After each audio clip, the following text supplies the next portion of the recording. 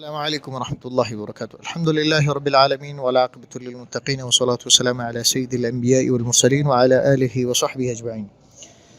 أتمنى أن تمضي معكم الأيام على أحسن ما تكون، وأرجو الله أن تكونوا على أحسن حال وخير مآل. اليوم إذن درسنا في الأمر والطلب. شاكر بشرني هل حفظت حوار أمس. بشرني أي أخبرني، ولكن هذا أسلوب العرب يستعمله عندما يسر بخبر أو يفرح بخبر، فلا يقول له أخبرني بذاك، بل يقول له بشرني بذاك. نعم، لا والله يا أخي ما استطعت، وأنت أي ما تمكنت من حفظ الحوار، وأنت أي هل حفظت حوار أمس.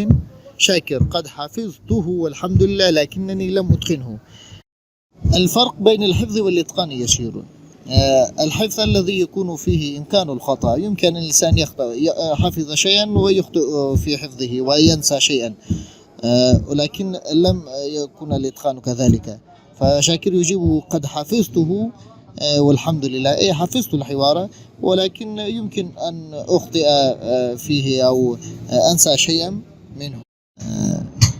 نعيم هل بدأت الحصة؟ هل شرعت الحصة أو هل بدأ الدوام؟